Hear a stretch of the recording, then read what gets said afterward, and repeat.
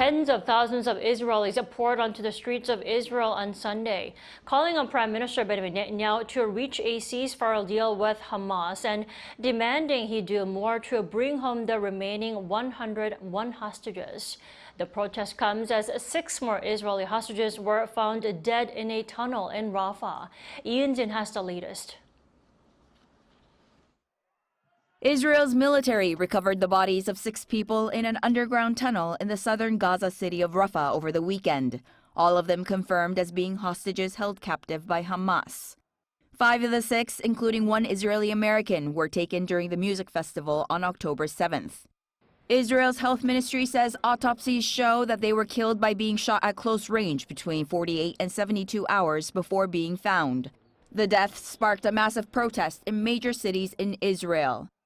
Tens of thousands of Israelis poured onto the streets, demanding that leader Benjamin Netanyahu reach a ceasefire deal to bring the remaining hostages back home. The head of Israel's largest labor union also called for a general strike on Monday, demanding that Netanyahu secure the return of hostages. The union wants to shut down or disrupt major sectors of the Israeli economy, including banking, healthcare, and the country's main airport. Thousands of others also gathered outside of the Prime Minister's office in Jerusalem, while the families and relatives of hostages marched with symbolic coffins. Senior Hamas officials said that Israel's refusal to sign a ceasefire agreement to end the 11 months of war was to blame for the deaths. But Prime Minister Netanyahu shifted the blame on Hamas, saying Hamas has refused to agree to any deals since December and rejected a number of U.S.-led deals this year. Netanyahu also vowed that the Israeli government would continue to pursue negotiations to get all the hostages back home, and also vowed revenge for the deaths of the 6 hostages. As of Sunday, 101 hostages are known to remain captive in Gaza, with 97 of those having been abducted on October 7th.